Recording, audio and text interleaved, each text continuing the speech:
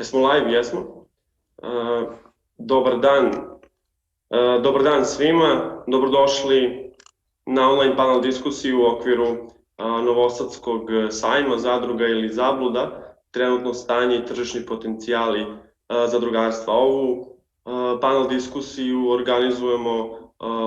organizuje ekonomsko-trgovinsko odeljenje Španske ambasade u Srbiji zajedno sa Asocijacijom za promociju srpske hrane. Ja sam Miloš Pejčinović i bit ću današnji moderator ovog panela. Na današnjoj diskusiji razgovarat ćemo o zadrugama. Kakvo je stanje u srpskom zadrugarstvu, a kako u Španiji? Zašto je špansko zadrugarstvo u prehrambenom sektoru na visokom stepenu razvoja? Na koji način funkcionišu moderne zadruge, kao i da li su zadruge konkurentne na tržištu? Sad ćemo predstaviti naše paneliste i krenuti prvo od dama. Danas sa nama Ana Kalušević, dolazi ispred Prehrambeno-tehnološkog saveta Srbije. Ana, dobrodošla i hvala ti na vremenu za današnji razgovor. Marija Blagović, ispred zadruge Kosjarka. Marija, takođe dobrodošla na današnji razgovor.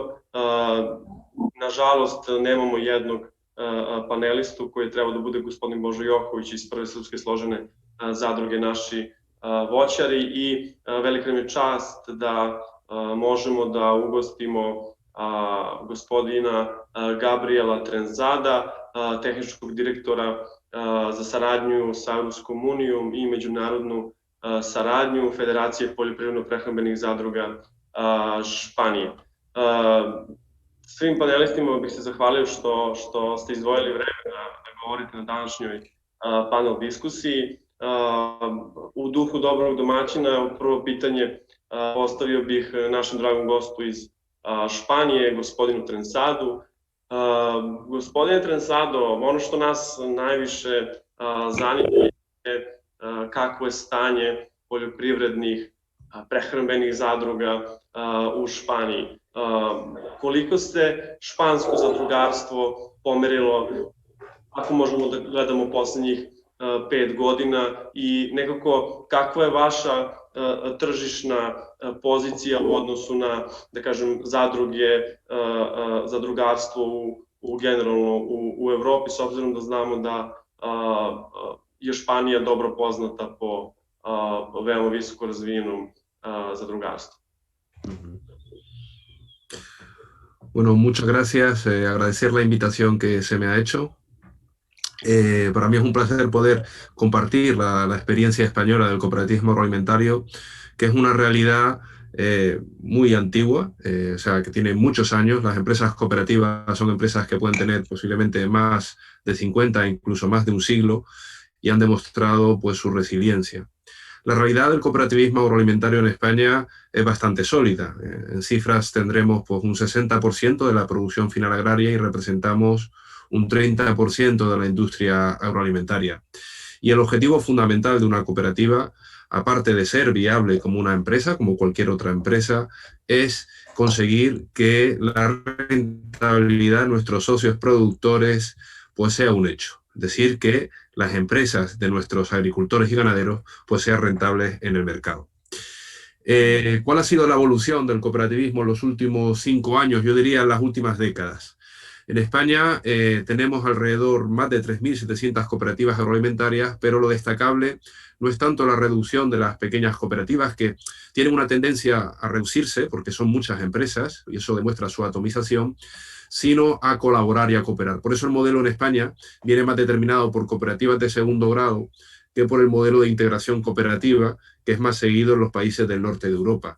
De tal manera que las cooperativas prefieren seguir manteniendo su vínculo con el territorio donde están asentadas y ser visibles para el agricultor y ganadero, porque realmente es su propietario y eso para ellos es muy importante. Por eso en España lo que ha crecido es el número de cooperativas de segundo grado, que en los últimos años sí que han aumentado bastante el valor y su cuota de mercado.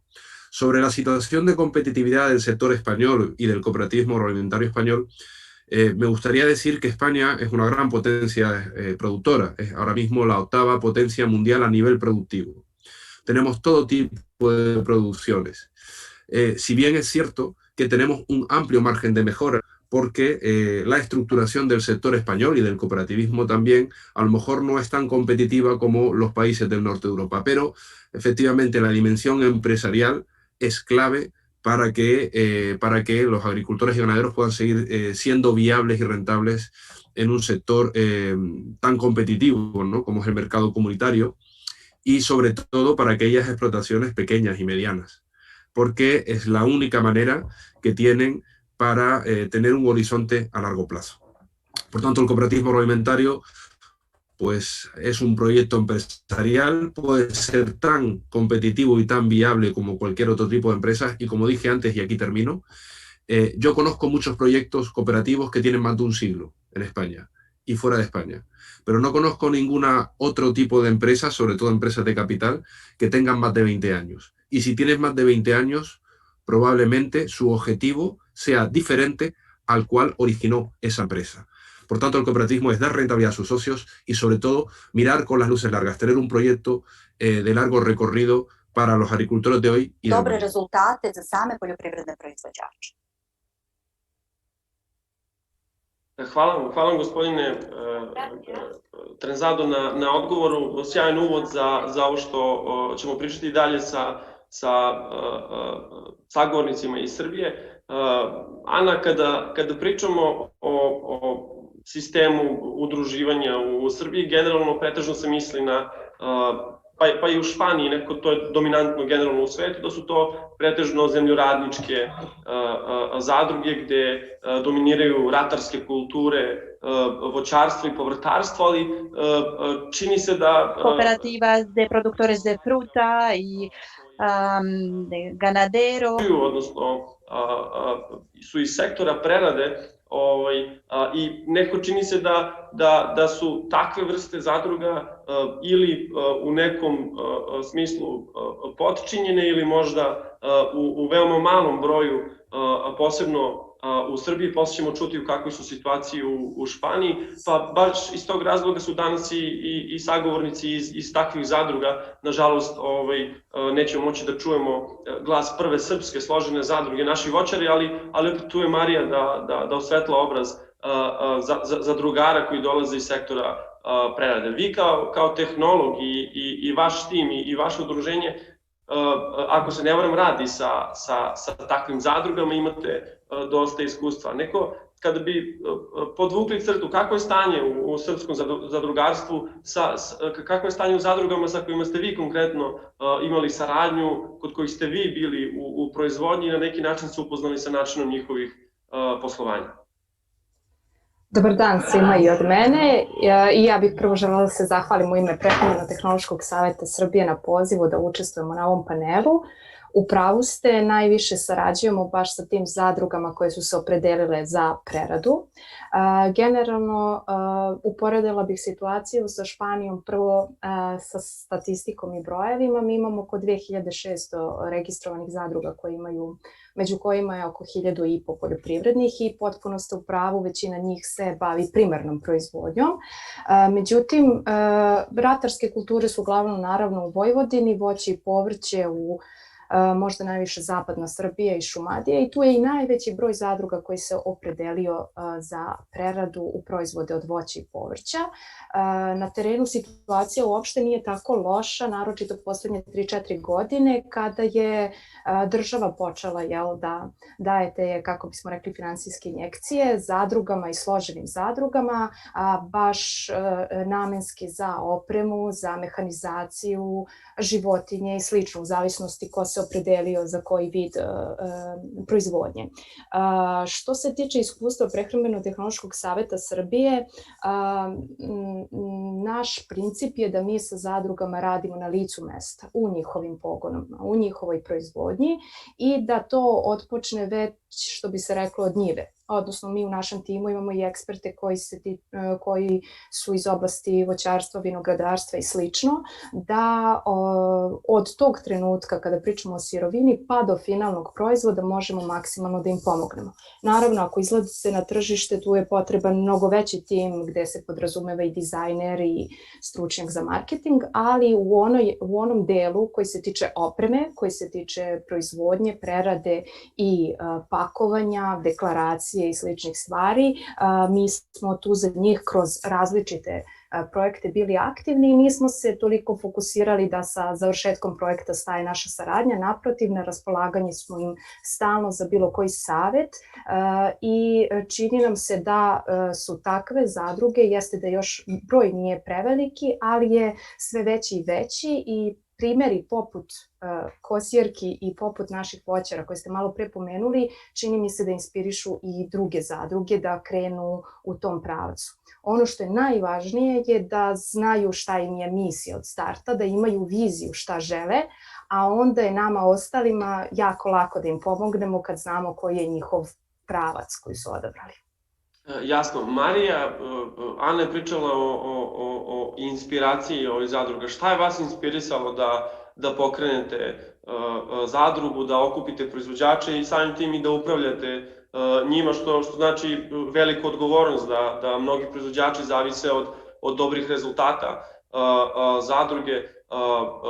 Koji su razlozi za to i kako je izgledao taj vaš put da Kosjerka postane zadruga koja izlazi na tržište i svoje proizvode prodaje rame uz rame i sa malim i srednjim, ali i sa velikim proizvođačima? Dobar dan svima. Dobar dan Miloše, dobar dan Ana, dobar dan španskim predstavnicima i svima koji nas slušaju. Stvarno sam srećna što imam priliku da i ja nešto kažem. Pa da predstavim prvo našu zadrugu. Mi smo jedna nova i mala zadruga. Nas je 5 članica, 5 žena, zato i jesmo ženska zadruga. I mi smo žene koje su se godinama bavile jednom ozbiljnom primarnom proizvodnjom voća. Gde je naše voće završavalo u hladnjačama, neprerađeno i išlo tako dalje na prodaju, uglavnom svi znate to voće ide u Evropu. Naš kraj je takav da kod nas je u principu najviše zastupljena malina, imamo nešto i drugog jagodičastog voća, šljive, jabuke, nešto dunja.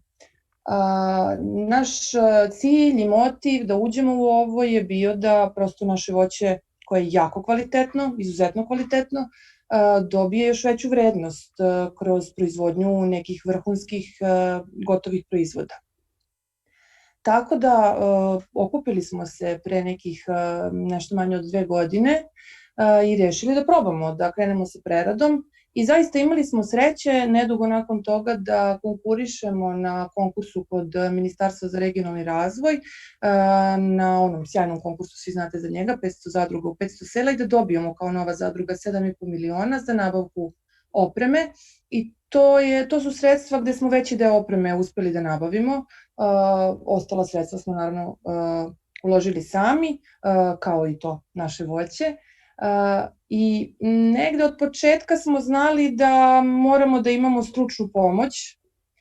Onda smo tu zaista dobili nemerljivo kvalitetnu stručnu pomoć u vidu Prehrambeno-tehnološkog centra Srbije i njihovog tima stručnjaka, gde smo od prvog dana, od momenta nabavke te opreme, preko posle kreiranja proizvoda imali sve njihove savete i punu pomoć, tako da onog momenta kada su naši proizvodi ugledali svetlost dana i izašli u prodaju, oni su po meni i po ocenama mnogih drugih, oni su u startu bili onako vrhunski proizvodi premium kvaliteta, spakovani u modernu ambalažu sa modernim dizajnom.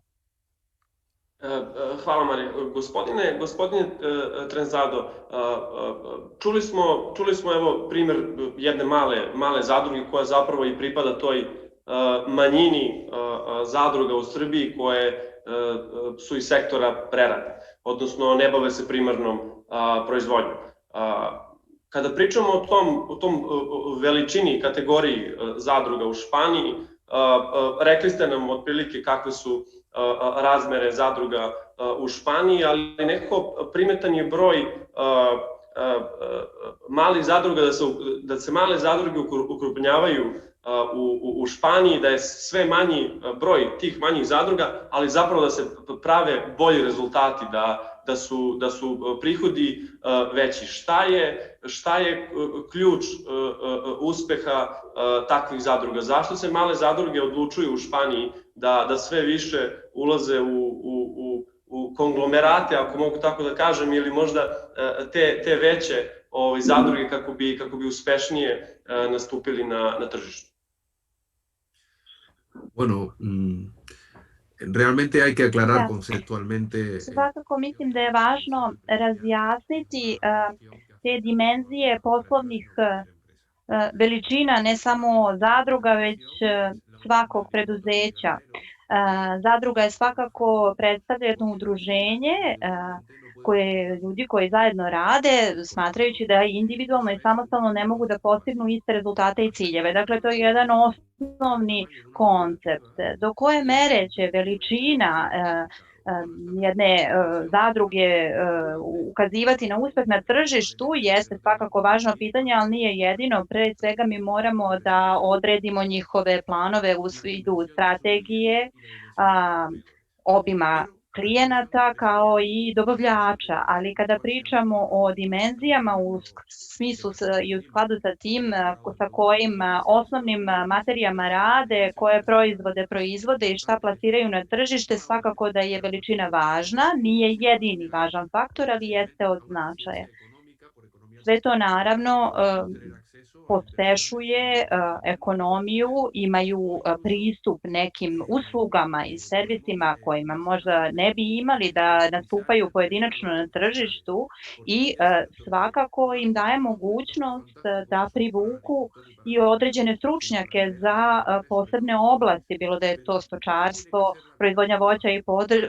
Dakle, šta mora da uradi jedna zadruga kako bi zadržala stručne ljude u svojoj firmi i u svojem poslovnom okruženju, to je već deo tog poslovnog plana i poslovnih odluka koje donose. Iz tog razloga je izuzetno važno, kao što je Marija rekla, da su članovi udruženja saradnici, dakle, koji su svesni svog zajedničkog biznis projekta i plana, i tu svakako informisanje ima i tekako značajnu ulogu i mislim da je u tom konceptu i tim okvirima izuzetno značajno, ali svi ti odgovori te strategije, o njima će morati sami suvlasnici, sami vlasnici da odgovaraju, da odlučuju i u odnosu od toga svakako zavisit će uspeh njihovog projekta.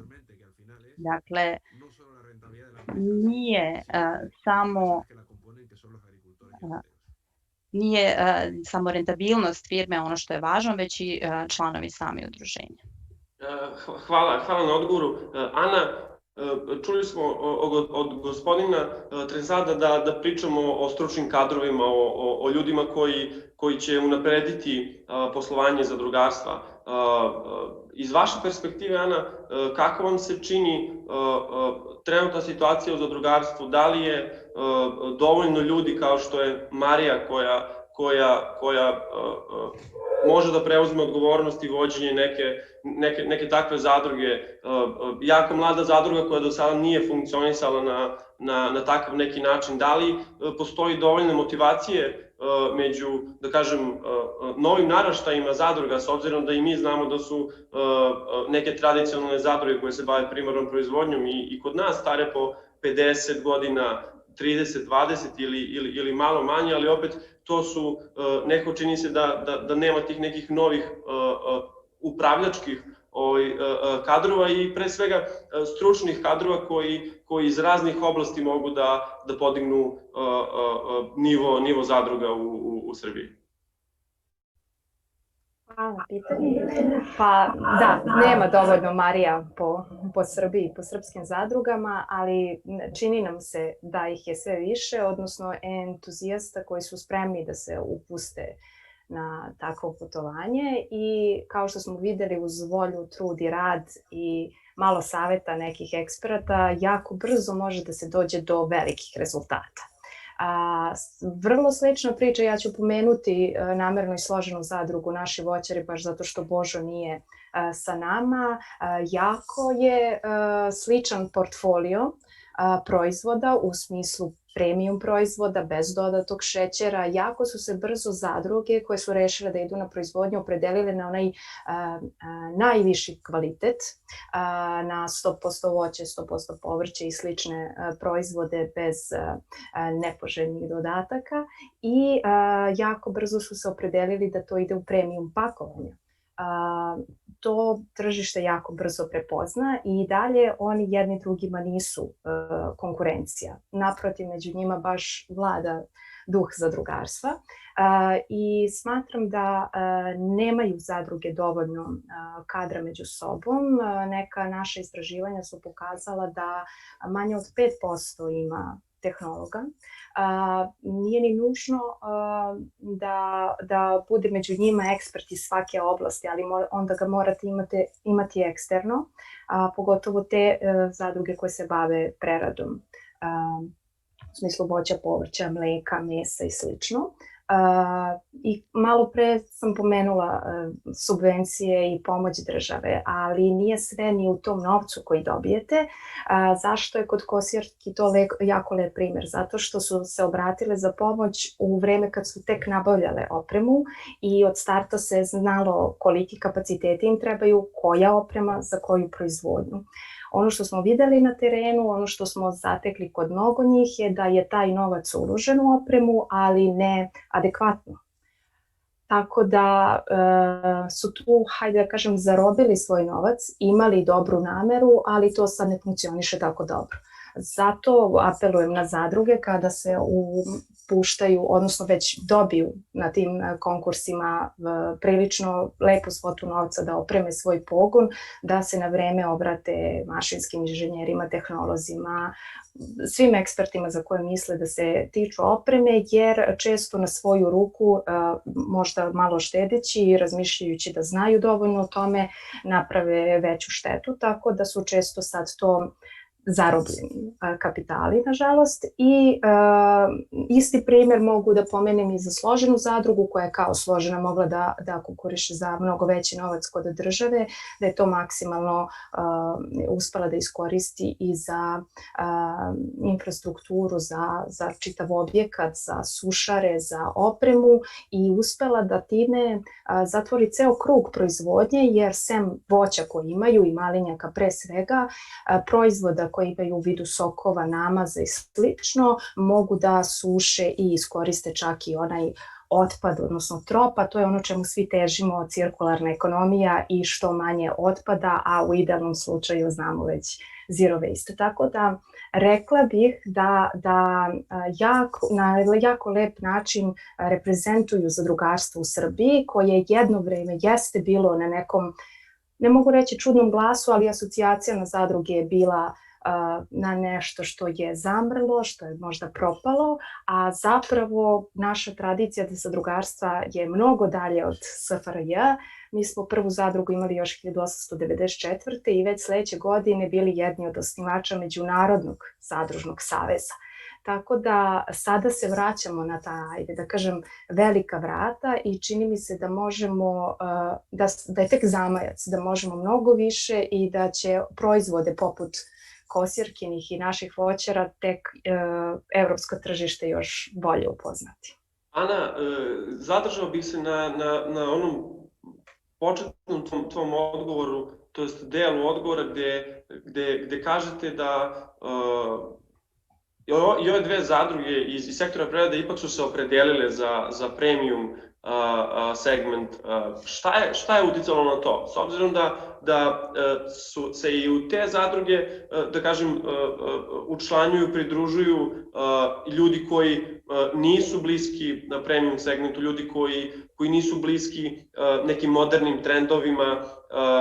Ja verujem da je to spoj neki mladosti, iskustva i svega toga, ali po vama šta je to presudilo da Kosjerka ili da posebno zadruga Naši voćari krene u taj premium segment kada znamo da su oni do tada se bavili primarnom proizvodnjom, ne ulazivši nikako u premium segment, a danas su u njemu?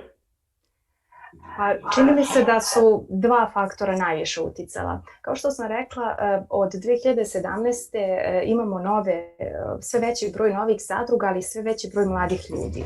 Ljudi se vraćaju u selu, školovani ljudi se vraćaju u selu, inženjeri, tehnolozi, agronomi i slično, ali i ekonomisti koji jako lepo umeju da preračunaju da će im taj prerađivački sektor doneti više nego sama primarna proizvodnja. Mislim da je taj deo mladost doprineo tome, a drugi deo što su bili otvoreni za savete. Vrlo lako su mogli da shvate da sa tradicionalnim proizvodima ne mogu da konkurišu velikim firmama. Znači, oni mogu da budu konkurenti srednjim i malim preduzećima. Primetili ste kako se taj SME sektor okrenuo premium proizvodima, jer nikada neće moći da pariraju velikim proizvođačima, njihovim kapacitetima i slično. A druga stvar je baš ono što je Marija pomenula. Mi imamo, ako zadruga ima premium sirovinu, šteta je da to ne pretoči u premium proizvod. I mislim da je veliko još polje tu za organsku proizvodnju. Znači, smatram da nije dovoljno zadruga okrenuto organskoj proizvodnji, a za to Srbija definitivno ima prostora i možda okrenuta tom nekom ekoturizmu, gastroturizmu. Tu mislim da takođe leži naša šansa. Hvala ti puno na sjajnim odgovorima. Marija, evo čuli smo, da kažem, i neki uvod za vaše pitanje. Pokrenuli ste proizvodnju premium proizvoda, što do sada niste radili na takav način. Koliko ste se vi u odnosu na pre osnivanja zadruge promenili u pogledu na tržište, koliko ste drugačije osluškivali potrebe potrošača i šta je to kod vas presudilo da uđete baš u ovaj segment, a ne da ostanete na onom nivou na kom ste bile, ali samo sada udružene i sa subvencijom države? Ja bih prvo pozdravila predsednika Zadružnog saveza Nikolu Mihajlovića, koji nam je upravo poslao poruku pozdrav za sve i drago mi je da prati, jer je ovo jako bitna tema za sve zadruge. Što se tiče naše proizvodne palete, mi smo odmah znali da želimo da radimo nešto dobro i kvalitetno od našeg voća, koje je već, samo voće je premium kvaliteta, zaista imamo jako dobru sirovinu. I znali smo da ćemo raditi apsolutno samo od našeg voća. Dakle, mi u našoj preradi koristimo samo naše voće, voće našeg kraja, voće naših zadrugara i naših kooperanata, gde znamo poreklo svakog kilograma voća u smislu praćenja zasada preko dalje same prerade. Tako da taj jedan kvalitet nijedna velika proizvodnja ne može da postigne. Mi zaista imamo mi smo mala zadruga, imamo relativno male kapacitete, relativno male, tako da je logično bilo ovo što Ana kaže, da idemo apsolutno u smeru premium proizvoda. Kad već imamo najkvalitetniju sirovinu, male kapacitete, radit ćemo premium, najbolje što možemo da dobijemo. Opet bih pomenula da bez pomoći vrhunskih tehnologa na čelu sa profesorom Miletom Veljovićem iz Prehrambeno-tehnološkog centra Srbije sigurno ne bismo dobili ovoliko kvalitetne proizvode. Jasno. Šta je sledeći korak, odnosno trenutno ste na nekom zauzimate mali deo tog premium segmenta tržišta.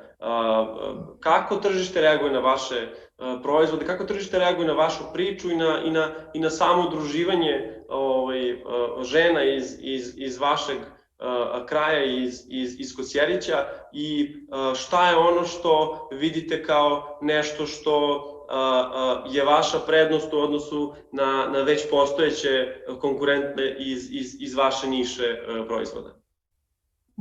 Pa, ja možda nisam objektivna, možda sam pristrasna, ali mislim da smo na jednom jako dobrom putu.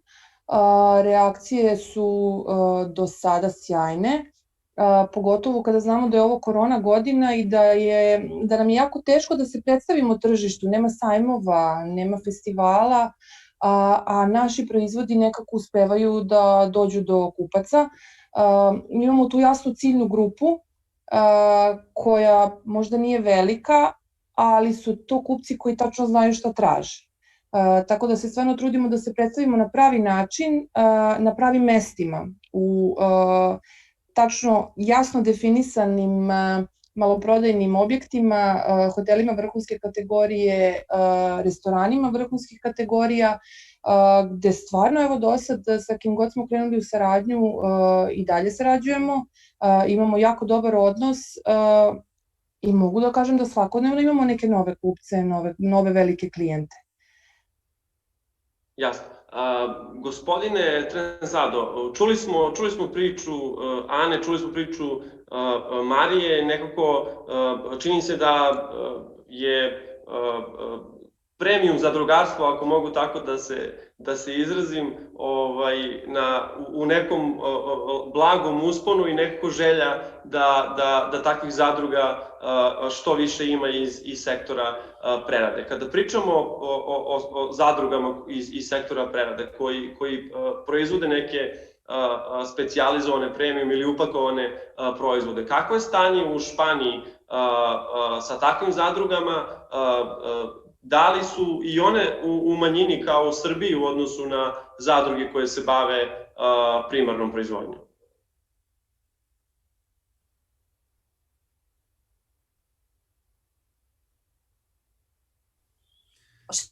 Sí, bueno, efectivamente, el mundo cooperativo... Tako je, što se tiče zadruga... ¿Se me oye bien? Sí. Sí, de acuerdo. El mundo cooperativo, yo creo que es tan rico... Što se tiče zadruga i svet zadrugarstva je poput sveta preduzetništva. Ja mislim da se ponekad pravi razlika koja zaista ne postoji između nekih običnih preduzeća i zadruga. Model zadrugarstva je naravno princip, oni moraju da posluju kao bilo kog preduzeća, ali u svakom slučaju zadruge su mnogo više prilagođene proizvođačima koji su istovremeno i njihovi vlasnici. I to je ta možda jača spona ili sprega koja razlikuje zadruge od ostalih preduzeća. Naravno, ja mislim da zadruge moraju da se prilagode promenama koje su neizbežne. U smislu, sada recimo u Evropskoj uniji, naši proizvođači moraju da ispunjavaju vrlo stroge zahteve u pogledu zaštite životne sredine, u pogledu načina proizvodnje. Što se tiče Španije, mi imamo različite zadruge.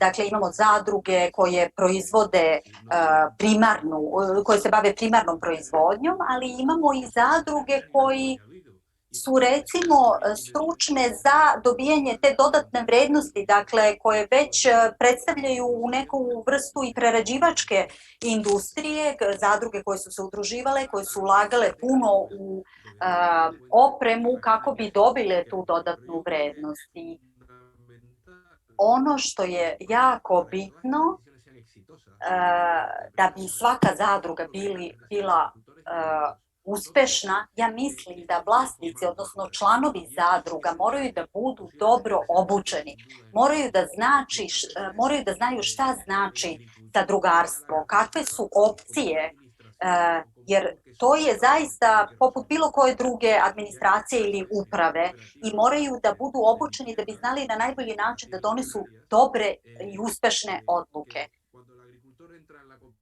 Kada poljoprivredni proizvođač ulazi u zadrugu, ima jedna rečenica koja kaže: ako ulazite u zadruge, dođite sa rešenjem. Ako nemate rešenje, to znači da ste vi deo problema. Dakle, to je to. Zadrugari, odnosno poljoprivredni proizvođači, treba da se udružuju da bi zajednički našli rešenja na koje inače samostalno možda ne bi imali. Tako da zadrugarstvo, odnosno zadruge, moraju da budu konstituisane odozdo na gore. Dakle, samo subvencije ili podsticaji od države neće biti dovoljni. Ako se ne osmisli jedna dobra strategija, dobar poslovni model, bez obzira na subvencije koje se dobiju, na kraju će se neuspešno završiti. Gospodine Trenzado, ja bih i dalje nastavio pitanje još jedno ka vama. Upravo ste rekli sjajnu stvar da ljudi koji rukovode i upravljaju zadrugama zapravo moraju biti dobri menadžeri i dobro poznavati šta znači zadrugarstvo, šta znači funkcionisati u tom zadružnom sistemu, šta znači funkcionisati sa velikim brojem kooperanata. Pa u tom smislu, koliko se radi u Španiji na edukaciji ljudi koji rade u poljoprivrednom sektoru, koji se spremaju za upravljanje takvim zadrugama koji su kod vas na veoma visokoj lestvici razvoja, koji imaju milionske promete, naravno pričamo u evrima, koji su veoma konkurentni ne samo na španskom, nego i na evropskom tržištu. Pa u tom smislu, koliko se zapravo radi na edukaciji, da li postoji neki sistemski pristup ili jednostavno se menadžeri i u zadrugama na neki način akviziraju kao i za komercijalne kompanije na tržištu? Pues a su pregunta le tengo que decir que Na vaše pitanje moram da odgovorim da u Španiji ne postoji jedno posebno telo ili institucija koja se bavi obukom, takvom vrstom obuke koju ste spomenuli. Mi kao organizacija potpomažemo obuku članova različitih zadruga i upravo je to nešto što sam istakao od značaja za rast segmenta i oblasti zadrugarstva. Dakle, obuka i trening koji je po uzoru na bilo koje druge firme ili bilo koju drugu komercijalni entitet je jako važan, jer ono što se dešava jeste da nekada vlasnici misle da postoji samo jedan model vođenja firme. Dakle, zato je važno da postoji svest i informacija o tome šta zapravo predstavlja jedna zadruga, koji je njen način funkcionisanja, jer se često kroz istoriju događalo da se ta informacija negde izvitoperi i pretvori u nešto drugo.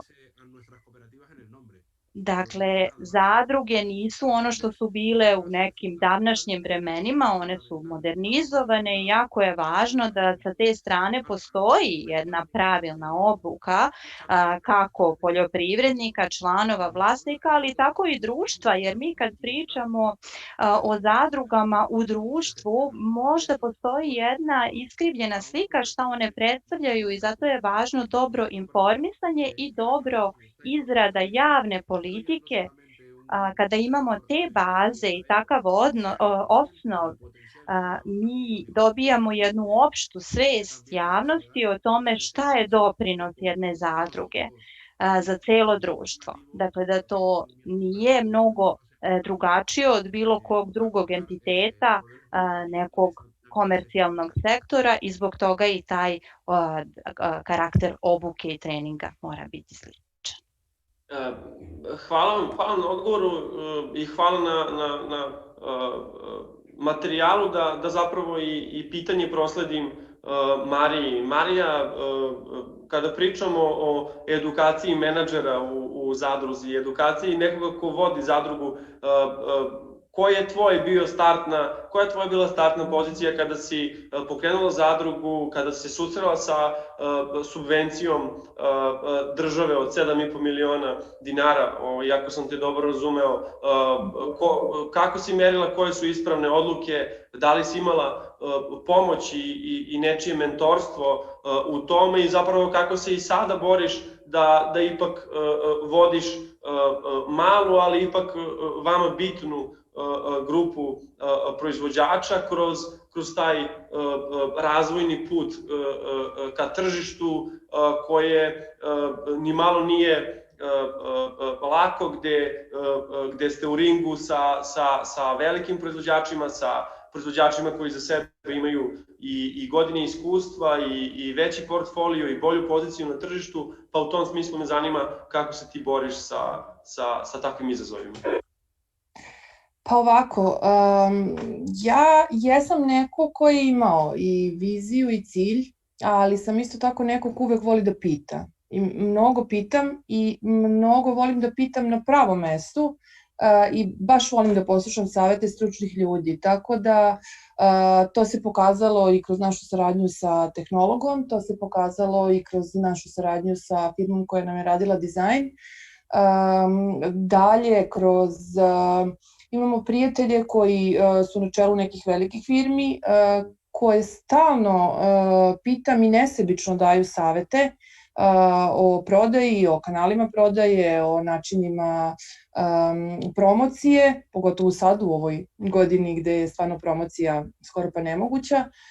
Tako da negde, pa eto, ja bih možda dala savet drugima koji su na početku da treba da pitaju na pravim adresama i da ljudi vole da podele svoje znanje. I ja sada, kada već sam stekla neko iskustvo kroz vođenje ove zadruge, stvarno volim da podelim iskustvo i sve što znam nesebično kažem.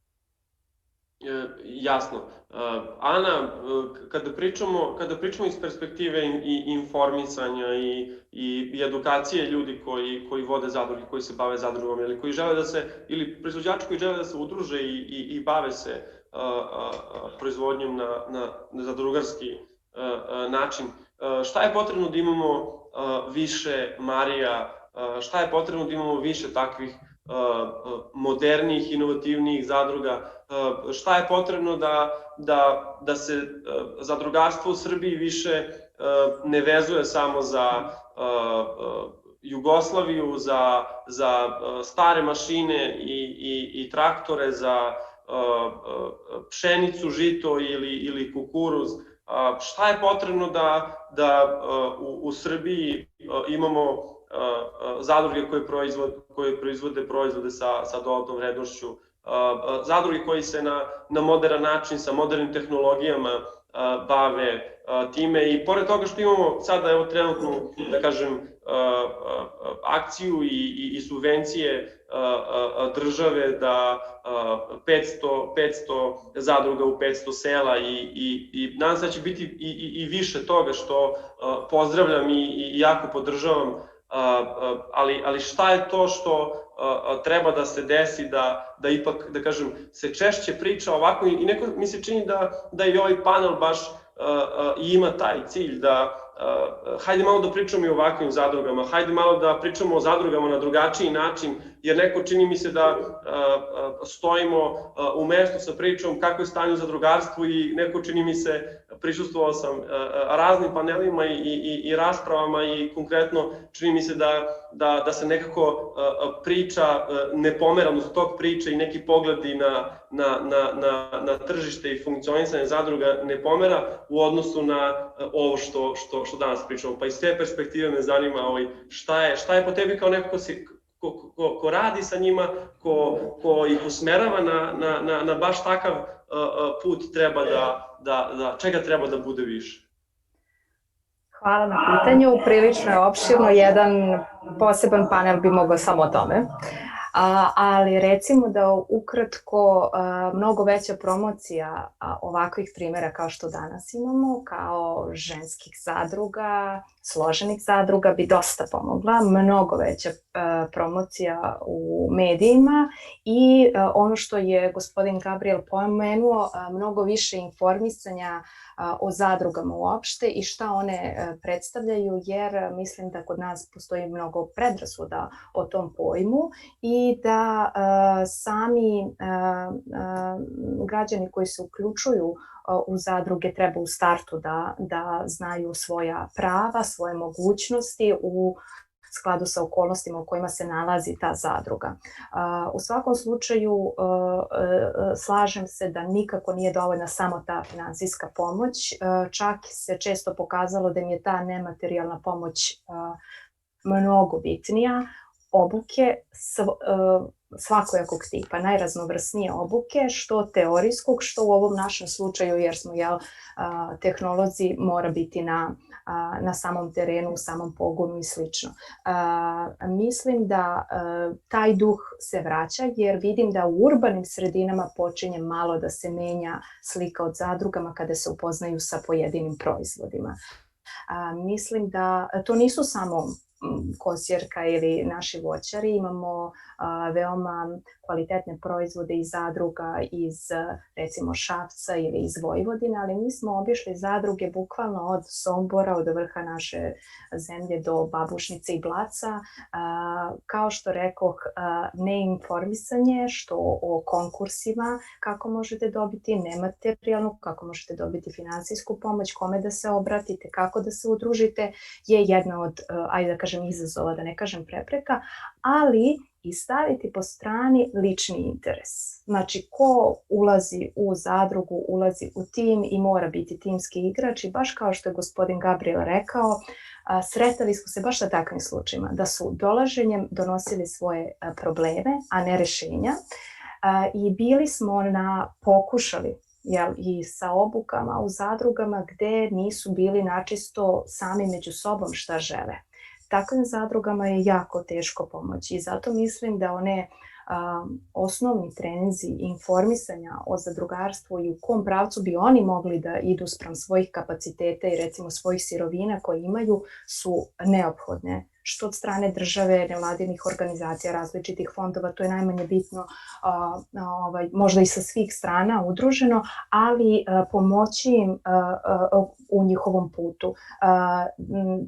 Stalno pominjemo ove pozitivne primere, trudimo se da izbjegnemo, ali zaista ima i negativnih primjera gde nisu složni u nekoj zadruzi, gde nisu raščistili u kom pravcu žele da idu, a jako mnogo odmaže i sujeta. Kada ste vi spremni da slušate nekog ko je u nekoj oblasti, recimo dizajnu, marketingu, tehnologiji, voćarstvu, stručniji od vas, onda tu napretka uvek ima. Kada smatrate da ste ubedljivo vi u pravu, to je apsolutno pogrešan put i naravno nametanje svog mišljenja u zadruzi gde ne treba da menadžer ne mora da bude ni najstariji, ni najmlađi, ni najškolovaniji, nego onaj ko najbolje može da rukovodi tim oblikom kao što su zadruge. A što se tiče udruživanja, smatram da je neophodno s obzirom koliko su i mali naši posedi, kad pogledate u Srbiji, sem nekih izuzetaka po popisu su nešto veće od 5, naš prosječan posed je oko 5 nešto hektara, tako da neko ukrupnjavanje, neko udruživanje je uvek dobrodošlo i naravno kad dođe do nekog novca da namenski bude utrošeno, tako da je nužno da možda i država kada daje te finansije strožije kontroliše gde to odlazi, da to bude kanalisano, da to bude selektovano na pravom mestu u pravo vreme za prave stvari. Sjajno, dali ste mi zapravo i pitanje za gospodina Trensada. Kada pričamo o španskom zadrugarstvu, španskim zadrugama, nekako nameću se i neki komentari, lako njima, oni imaju pomoć države, imaju subvencije i koriste fondove Evropske unije, ali zapravo kakva je stvarna slika kada pričamo o finansiranju zadruga, a mislim na subvencije kako države, kako Evropske unije i fondova, poljoprivrednih fondova sa kojima raspolažu članice. Da li je zadruga nosilac subvencije ili je to proizvođač unutar zadruge pojedinačno? Na koji način se unosi kapital u vidu subvencija u zadrugu i da li proizvođači odgovaraju za utrošak ili iskorišćenost tih subvencija samostalno ili zajedno na nivou zadruge? Zanima nas kako to funkcioniše kod vas i možda da nam razbijete mit zapravo o korišćenju i zapravo pomoći španskom zadrugarstvu. Bueno, tengo, si es mucho o poco, no lo sé. Ne znam da li je, dobro ste sročili to pitanje. Mislim da je to zaista mit. Apsolutno. Jeste kompleksno pitanje, ali moram da kažem da je 70% ne samo u Španiji, već i u svim evropskim zemljama dakle, dolazi direktno od proizvođača. Zadruge imaju jednak pristup svim subvencijama ili programima kao i bilo koja druga firma. Dakle, to je kao prvo. Ako bi samo zadruge koristile fondove, situacija u Evropi bi opet došla do jedne neravnoteže, dakle zadruge bi se umnožile i samo bi one crpele te fondove, dakle to je prosto za svaku firmu dostupno, tako da svakako ima zadruga koje učestvuju u tim fondovima, ali to je svakako odluka njihovih vlasnika, dakle proizvođača, i oni odlučuju o tome da li će te svoje prihode bolje da umnože i kao deo jedne zajednice, ali to je ponovo pitanje njihovog strateškog planiranja. Međutim, dakle, doprinosi i pomoć svakako idu direktno proizvođačima, dakle poljoprivredima. A ostali dostupni fondovi, pomoći, alati su dostupni svima i jeste to mit da u okvirima Evropske unije postoje i neki besplatan novac koji se deli svima, to svakako nije tako.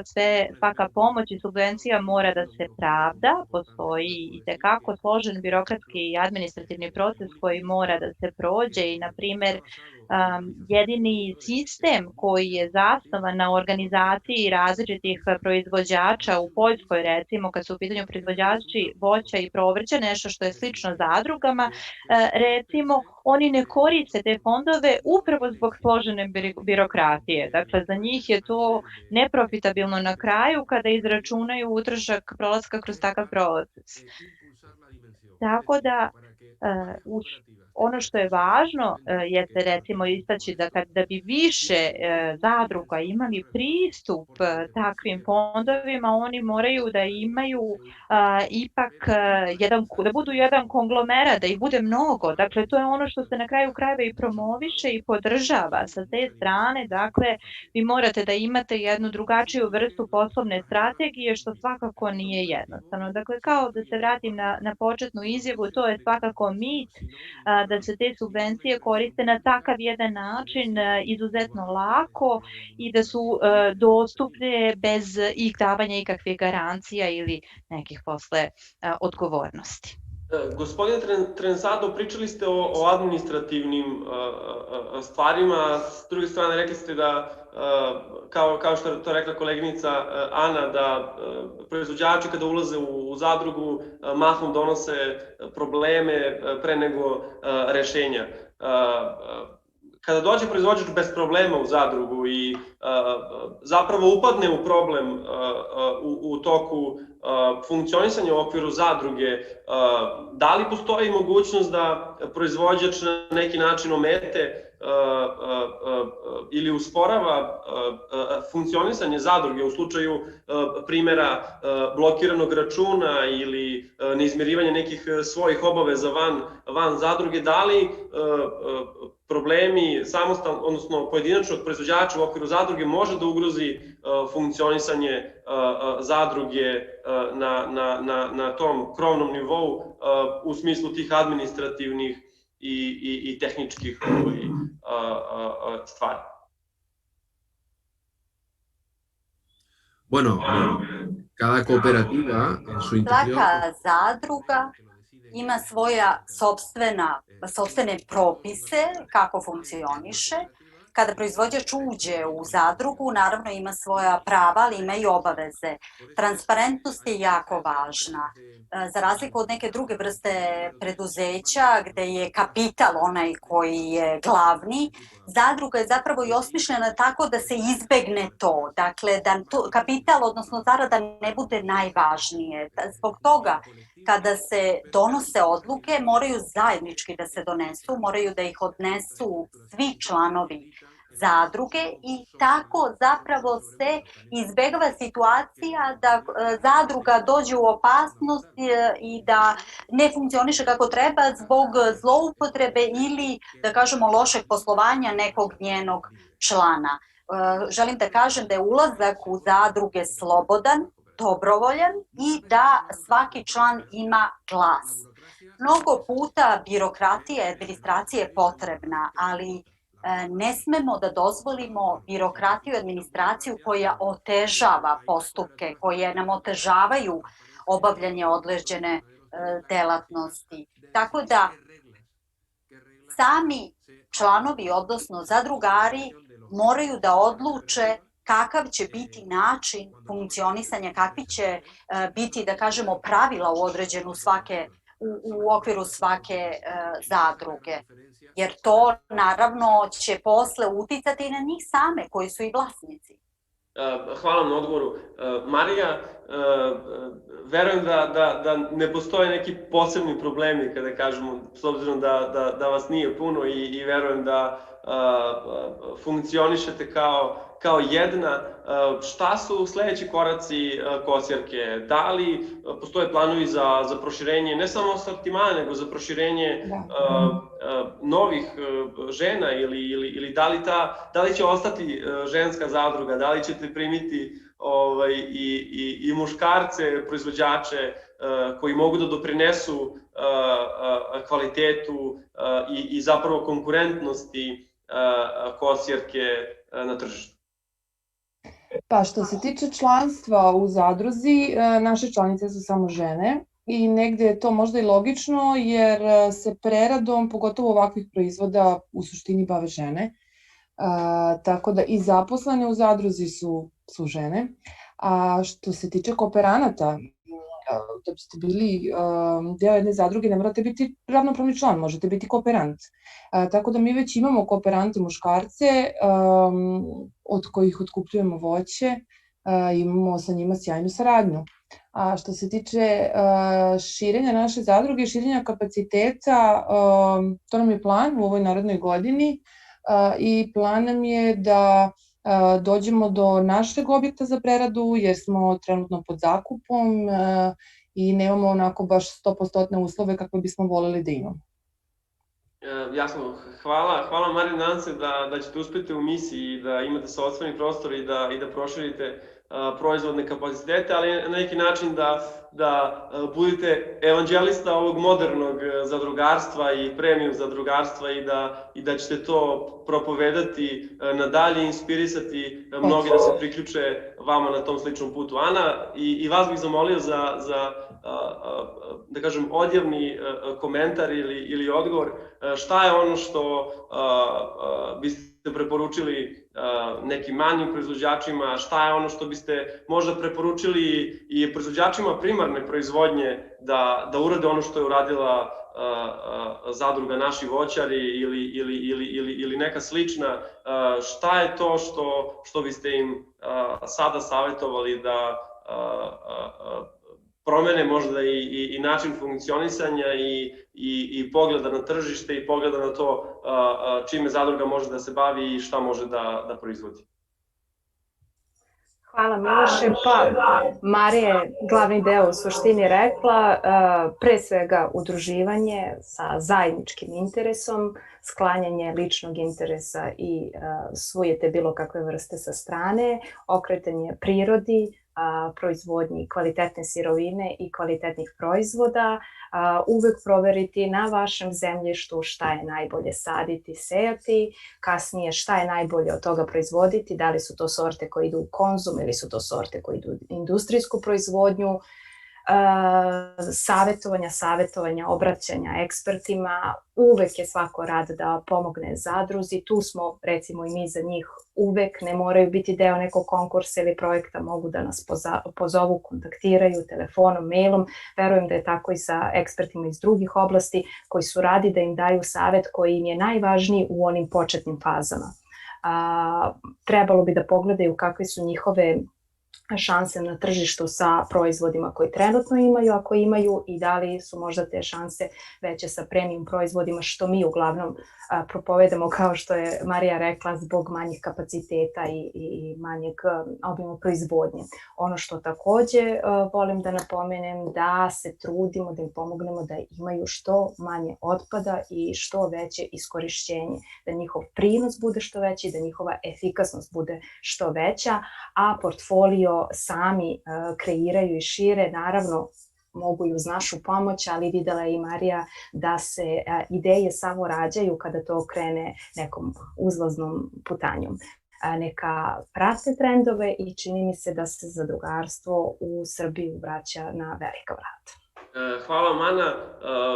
Gospodine Trenzado, i još jedno pitanje za kraj, vama eto pripada čast da date odjevni komentar, odgovor ili preporuke, pozdrav, kako god želite.